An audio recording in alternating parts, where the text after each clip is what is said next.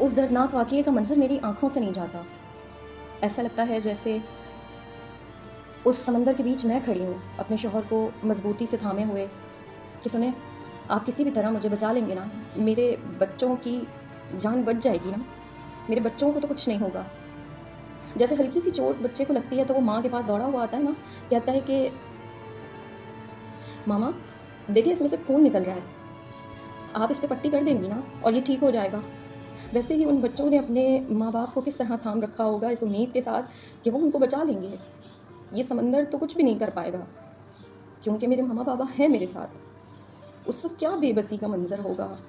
اس وقت میں جس شدید دل کے غم سے دو چار ہوں میں آپ کو بتا نہیں سکتی. میری آنکھوں کے آگے میرے بچوں کا چہرہ ہے. مجھے ایسا لگتا ہے جیسے سامنے ایزل کھڑی تھی, عبدالہادی, عبدالاحد, یہ میرے 3 بچے. اللہ پاک ان سب کو بڑی لمبی تندرستی والی زندگی دے اور اس طرح کے حادثات سے تمام مسلمانوں کو ان کے بچوں کو محفوظ رکھے. لیکن میں صرف اس غم میں ان کے ساتھ شریک ہونا چاہتی ہوں. میرا دل اس وقت بہت اداس ہے. آپ سب بھی ان کے لیے دعا کریں کہ جو لوگ بچ گئے ہیں اللہ پاک ان کے لیے آسانیاں کرے, ان کو, ان کے گھر والوں کو, خاص طور پہ ان کے گھر والوں کو صبر عطا کرے, صبر کامل عطا کرے. شاید یہ ساری زندگی کا نقصان ہے. اگر ہماری حکومت تھوڑی دیر کے لیے الرٹ ہو جاتی تو ان کے لیے انتظامات کرنا مشکل نہیں تھا. حکومت یہ سوچ لیتی کہ وہ بچے میرے بچے ہیں, وہ شہر میرا شہر ہے, تو شاید آج وہ لوگ ہمارے ساتھ ہوتے اور ہم یہ افسوس نہ کر رہے ہوتے. لیکن اب ہاتھوں میں افسوس کے سوا تو کچھ بھی نہیں, ہماری سوچوں میں افسوس کے سوا کچھ نہیں. بے شک اللہ پاک تمام مسلمانوں کو اس طرح کی تکلیف سے دور رکھے. آپ لوگ اپنے بچوں کا خیال رکھیں. اگر اس طرح کی تفریح گاہوں پر جاتے ہیں تو دور رہیں سمندر سے. اب اور کتنی اویئرنیس چاہیے, ہم کسے بلیم کریں. لوگ نہیں کسی کے ساتھ کھڑے ہو سکتے. اور وہاں جو لوگ ویڈیو بنا رہے تھے بہت سے لوگوں نے ان کو بھی بلیم کیا. وہ خود بے بس تھے, ان کے پاس انتظامات ہوتے تو شاید وہ ساتھ دیتے, کیوں نہیں دیتے.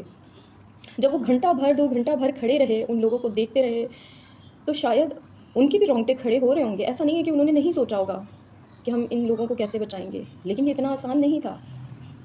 وہ سمندر کی موجیں بتا رہی تھیں کہ اگر وہ بھی ایک قدم جو کنارے پہ کھڑے تھے اس سمندر کی طرف بڑھتے, اس ندی کی طرف بڑھتے, تو شاید وہ بھی واپس نہ آتے. تو ہر شخص اپنی جان کو عزیز رکھتا ہے, اس لیے شاید وہ قدم نہیں بڑھا سکا. قصور ان کا بھی نہیں. ہمیں اویئرنیس کی ضرورت ہے.